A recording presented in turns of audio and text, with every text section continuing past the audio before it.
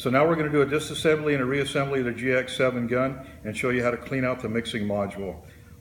So the first thing you have to do when disassembling this gun is you simply unscrew the air cap, unscrew the PCD retainer cap, take the PCD off, and then you're going to take off, the next thing you're going to pull off is what they call the mixing module retainer. So we will get the crescent wrench out and we will loosen this.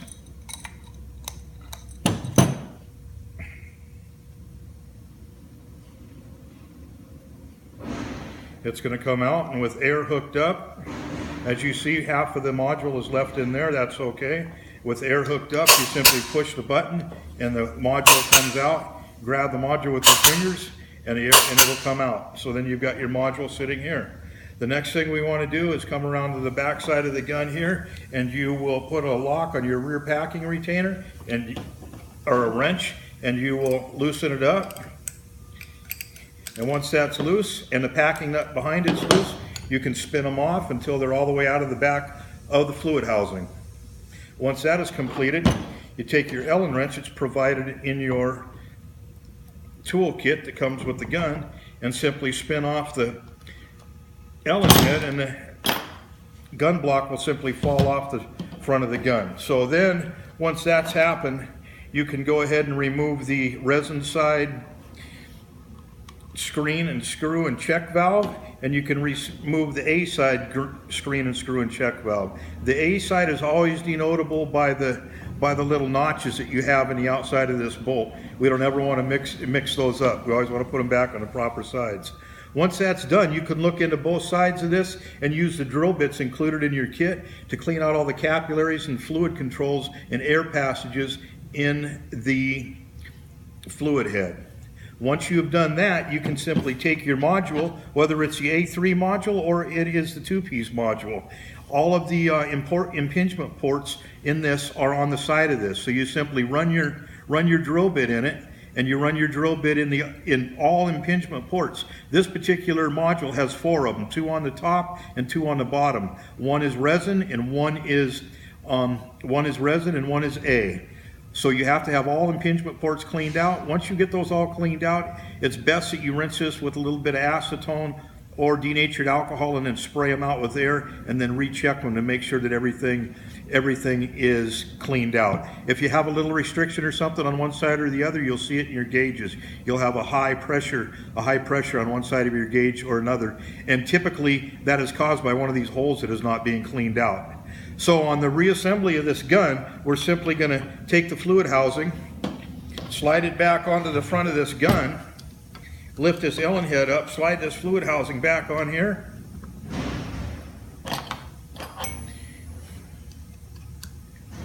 Tighten it up.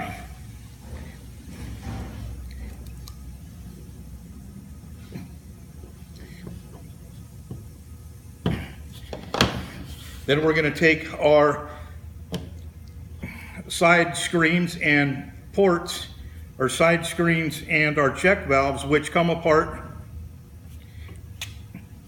real easy. The screens, and then you look at these and check them over, make sure they're good and clean before you put them back together. Then they go back together, very simple. Once you've done that and you've got them cleaned and you reinstall them, we're just going to reinstall the resin side.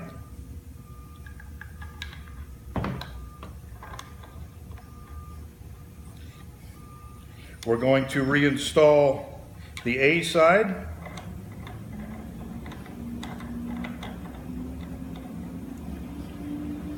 We're going to tighten both sides with the wrench. Not overly tight, we'll let the gasket do the job.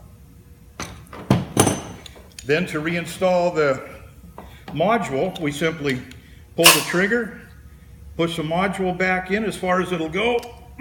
Take the second half, or the retainer, module retainer that has the other part of the module in it, the seal, we put it on the front. While it's still pulled back, we simply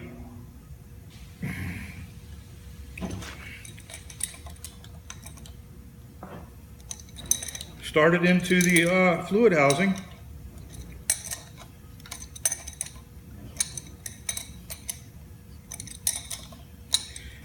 once you've got it into the fluid housing and it is snug and in place, you can let off the valving rod. Then you simply put your PCD on,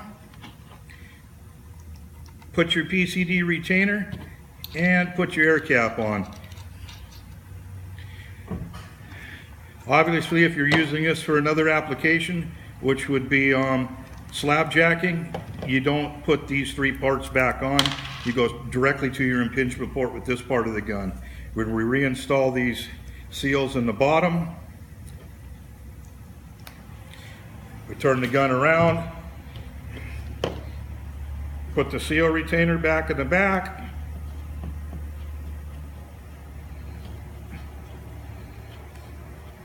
tighten it up, not too snug, not too tight. We tighten this tight enough just to make sure that the valving rod's still moving and there's no leaks.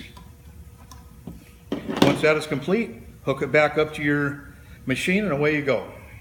Hope that helps. Thank you.